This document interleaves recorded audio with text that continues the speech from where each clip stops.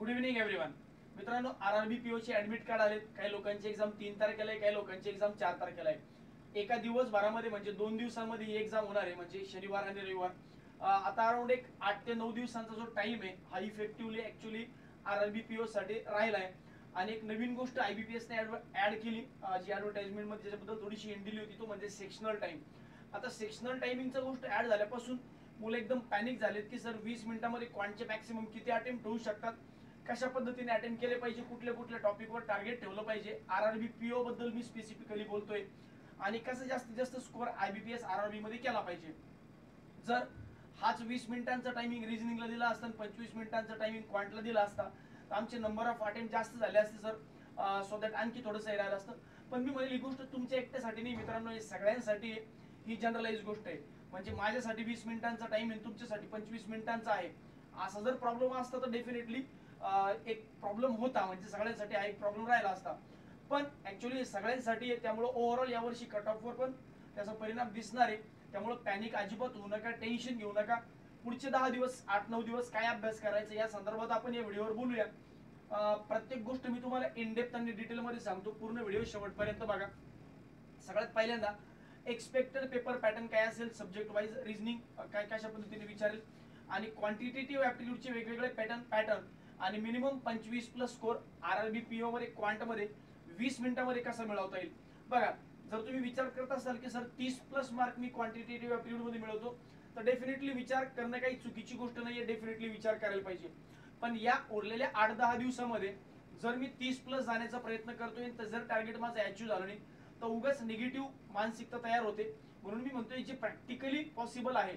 आता जे विद्यार्थी मागच्या 2 वर्षापासून 1 वर्षापासून तयारी करतात, ऑफकोर्स त्यांचे अटेम्प्ट जास्त होत असतील, त्यात काही हे नाही, शंका नाही. पण जे विद्यार्थी मागच्या 6-8 महिन्यांपासून तयारी करतात त्यांचे अटेम्प्ट होत नाही, आणि मग उगाच त्यांना पॅनिक वाटतं. त्यामुळं जे प्रॅक्टिकली पॉसिबल आहे त्या विषयावर मी बोलेल. जुन्या विद्यार्थ्यांबद्दल मी बोलत नाही. जुन्या विद्यार्थ्यांनी मेन्सची तयारी जास्तीत जास्त केली पाहिजे. प्री बद्दल जास्त तुम्ही विचार पण करू नये, तुम्ही फक्त टेस्ट देत राहाव्या. बाकी अभ्यास काय करायचा, कशा करायचं, कुठून करायचं याबद्दल पुढे बोलूया. सगळ्यात पहिल्यांदा बोलूया त्या विषयावर. त्यानंतर अभ्यास नेमका काय करायचा आणि कसा करायचा, दिवसभराचं टाइम मॅनेजमेंट आणि डेली शेड्यूल कसं असलं पाहिजे. सगळ्यात पहिल्यांदा जर तुम्ही बघितलं तर आरआरबी पीओचं जे नवीन टायमिंग सेक्शनल टायमिंगचा मुद्दा आला, त्यात काय की रिझनिंगचे 40 क्वेश्चन 25 मिनिटात अटेम्प्ट करायचे, आणि क्वांटचे 40 क्वेश्चन 20 मिनिटात अटेम्प्ट करायचे. आता हा सेक्शनल टायमिंग लावल्यामुळे काय झालं की क्वांटिटेटिव्ह ऍप्टिट्यूडचे अटेम्प्ट जे ते पूर्ण होणार नाही, पण रिझनिंगचे अटेम्प्ट आता पूर्ण होण्याचे जास्तीत जास्त चान्सेस आहेत. इनफॅक्ट हेही तेवढंच खरं आहे की आता तुम्हाला सिटिंग अरेंजमेंट पझल पण सोडवावं लागेल. आतापर्यंत फॉर एक्झाम्पल जर मला मी ऍज अ टीचर जर मी एक्झाम मध्ये गेलो तर मी पहिले काय करायचो, पूर्ण क्वांटची 40 अटेम्प्ट करायचो, पूर्ण क्वांटची 40 अटेम्प्ट करायचो. आणि रिझनिंगचे काय करणार, मी रिझनिंगचे मोजून 20-25 अटेम्प्ट करून येणार. आरआरबी पीओ बद्दल बोलतोय मी. आणि सिटिंग अरेंजमेंट पझल डायरेक्टली सोडून देणार, डायरेक्ट स्किप करून टाकणार. 15-20 जरी माझे अटेम्प्ट रिझनिंगचे झाले तरी इकडची 40 आणि तिकडचे 15-20च्या हिशोबाने 55-60चा अटेम्प्ट माझा व्हायचा, आणि मी आरामात प्री क्वालिफाय होऊन जायचो. ही माझी पहिली स्ट्रॅटेजी होती. सेम तेच जर दुसऱ्या मुलांबद्दल बोलायचं झालं की ज्यांचं रिझनिंग चांगलं आहे, मग रिझनिंग वाले काय करणार, 40 अटेम्प्ट रिझनिंगचे करणार, 40 अटेम्प्ट रिझनिंगचे करणार, आणि क्वांटचे 15-20 अटेम्प्ट करून येणार. 55-60चा दोन्ही मिळून कॉम्बो बसतोय. पण आता इथं काय झालं, आता सेक्शनल टायमिंग दिल्यामुळं तुम्हाला क्वांटाही आलं पाहिजे, तुम्हाला रिझनिंग आलं पाहिजे, दोन्ही सब्जेक्ट आले पाहिजे. मग आता तुम्हाला जर रिझनिंग मध्ये 25 अटेम्प्ट, रिझनिंग मध्ये 25 मिनिटं आहे, तर आता मी फक्त आणि फक्त 40 अटेम्प्ट करायचे असा विचार जर करतोय, किंवा पूर्ण 40 अटेम्प्ट करायचा विचार करतोय, तर काही लोकांकडून 25 मिनिटात 40 अटेम्प्ट होतील, पण काही लोकांकडून होणार नाही. त्यासाठी मॅक्सिमम पुढचे काही दिवस तुम्ही सिटिंग अरेंजमेंट पझलची प्रॅक्टिस करत राहा.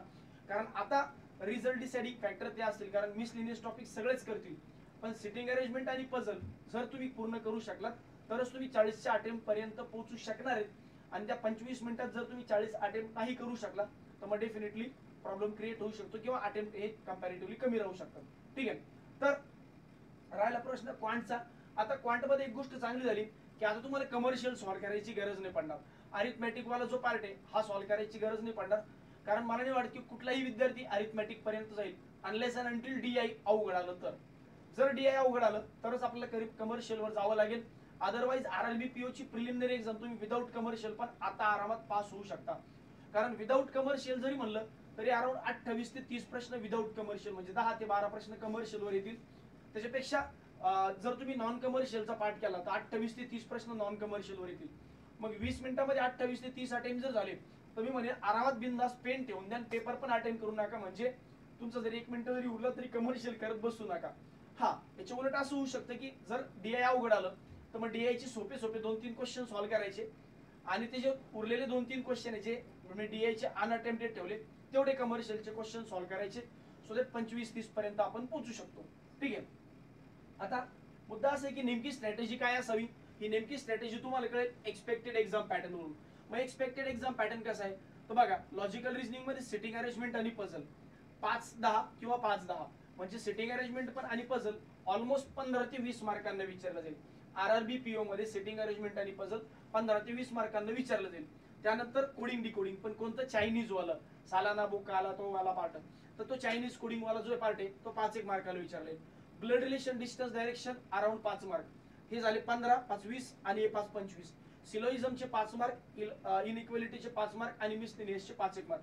तर अशा पद्धतीने 40 अटेम्प्ट 40 क्वेश्चनचा हा पेपर असणार आहे. जर हे दोन्ही 20 मार्काला विचारलं तर मग मिसलिनियस वर क्वेश्चन विचारले जाणार नाही. यात ऑर्डर अँड रँकिंग येत विचार. ऑर्डर अँड रँकिंग कुठे आहे सर? बघा, ऑर्डर अँड रँकिंग इथे विचारले मिसलिनियस मध्ये. पेअर बनवा, ऑर्डर अँड रँकिंग बनवा. ठीक आहे. तर या टाइपचे क्वेश्चन मिसलिनियस मध्ये विचारले जातील. तर असं 40 मार्कांचा रिझनिंगचा पेपर पॅटर्न असेल आणि नंबर ऑफ शिफ्ट मध्ये रिझनिंग मध्ये फार काही मोठा बदल होणार नाही. नंबर ऑफ शिफ्ट जरी चेंज झाल्या तर रिझनिंग मध्ये फार मोठा बदल होणार नाही.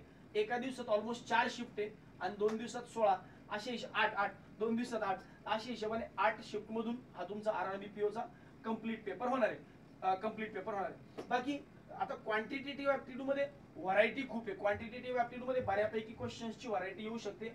म्हणून मी क्वांटिटेटिव्ह ऍप्टिट्यूड मध्ये 3 सेक्शनचा पेपर 3 केसेस बनवल्या.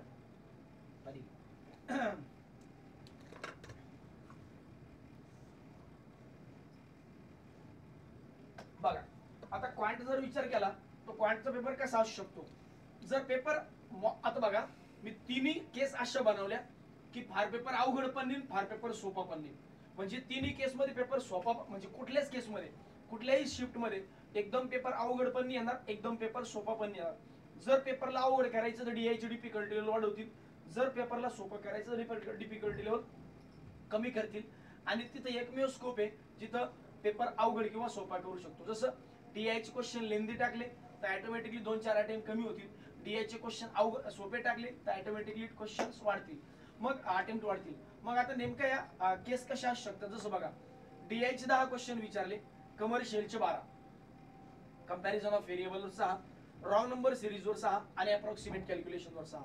आता या स्ट्रॅटेजीनुसार जर मी गेलो, बघा या स्ट्रॅटेजीनुसार जर मी गेलो तर मग मला काय काय होऊ शकतं. या स्ट्रॅटेजीनुसार माझा सेफ अटेम्प्ट जो आहे तो कसा असू शकतो. बघा, डीआयचे 10 अटेम्प्ट, त्यानंतर कंपॅरिझन ऑफ व्हेरिएबलचे 6, अप्रॉक्सिमेट कॅल्क्युलेशनचे 6, हे झाले 22 आणि रॉंग नंबर सिरीजचे 3 ते 4, पूर्ण 6 अटेम्प्ट करण्याच्या नादी लागू नका. इथं 6 जर अटेम्प्ट करण्याचा प्रयत्न केला तर टाइम जाईल. मग इथं एक 3 ते 4 अटेम्प्ट इथं. आणि कमर्शियल मॅथ्स वर तेव्हाच जा समजा डीआय खूप अवघड आलं, एखादा डीआय खूपच लेंदी आहे, मग त्यातले इझी क्वेश्चन सोडवायचे. मग इथं तुम्ही 8 जरी क्वेश्चन सॉल्व्ह केले 7 ते 8 तरी इनफ आहे. आणि इथून तुम्ही हे 2 ते 3 क्वेश्चनचं कम्पेन्सेशन इथून करा. म्हणजे काय तर सपोज हे किंवा दोन्ही पैकी एक, हे 10, 6 16, 22 आणि 3 25 26 याच्या आसपास जरी अटेम्प्ट केले तर बघा, लॉजिकल रिझनिंग मधून जर तुमचे 35 अटेम्प्ट होत आहेत आणि इकडून 26 झाले तरी तुम्ही 61च्या आसपास चाललाय, जो मी म्हणेल पास होण्यासाठी मोर दॅन इनफ आहे. विदाउट कमर्शियल तुम्ही करू शकता. बघा, पहिल्या केसमध्ये. दुसऱ्या केसमध्ये जर तुमचा पेपर असा आला की डीआयचे 10 ते 11 क्वेश्चन, एखाद्या डीआयवर 6 क्वेश्चन येतील, एखाद्या डीआयवर 5 क्वेश्चन येतील, त्यानंतर कमर्शियल मॅथ्सचे 12, कंपॅरिझन ऑफ व्हेरिएबलवर 6, मिसिंग नंबर सिरीजवर 6 आणि केसलेटवर 5. मग या केसमध्ये जर केसलेट आला तर ही थोडीशी रिस्क आहे. मग अशा केसमध्ये मी काय करणार, बघा, हे 6 12, कारण इथं मिसिंग नंबर सिरीज आहे, मग इथं मी पूर्ण अटेंड करण्याचा प्रयत्न करेल, बरोबर. मग इथून 6 12, त्यानंतर हे 10, मग 6 12 10 22. आता बाकी मी केसलेट सोडवावं की कमर्शियल मॅथ्स सोडवावं हे तुमच्यावर डिपेंड करतं.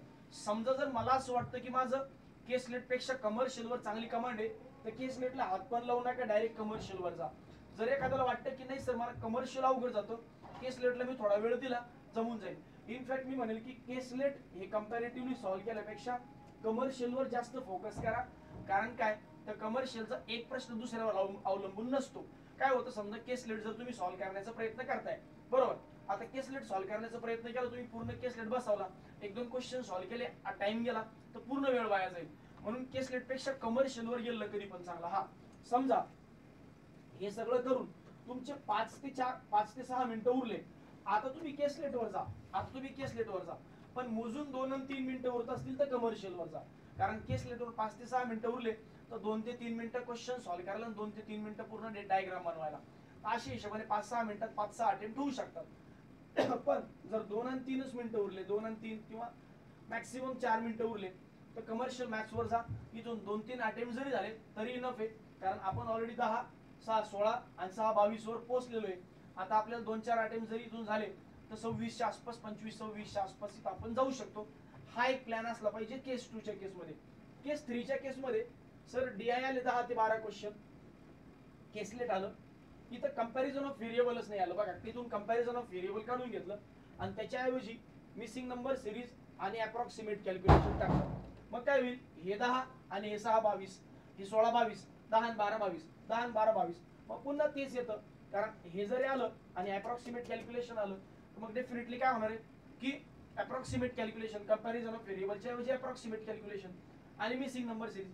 हे 6 आणि 6, 12, 12 आणि 10, 22, पुन्हा ते स्ट्रॅटेजी. 5 ते 6 मिनिटं उरले तर केसलेटकडे जा आणि 2 ते 3 मिनिटं जर उरले तर कमर्शियलकडे जा. तर अशा पद्धतीने जर एक प्रॉपर प्लॅन करून पुढचे काही दिवस तुम्ही टेस्ट देण्याचा प्रयत्न केला तर मला असं वाटतं की डेफिनेटली 25+ जाणं काही फार मोठी गोष्ट नाहीये आणि सहज जाऊ शकता. आता 25+ कसं जायचं याबद्दल अजून काही प्लॅनिंग आहे जे मी अजून तुम्हाला पुढच्या स्लाइडमध्ये बोलतो. तो पुढे सगळं क्लिअर असेल की नेमके कोणकोणत्या पद्धतीने येऊ शकतो, कशा पद्धतीचा पॅटर्न जो आहे तो डेफिनेटली असू शकतो. ठीक आहे, कशा पद्धतीचा पॅटर्न असू शकतो. आता मुद्दा असा आहे, एकच मिनिट क्या हो या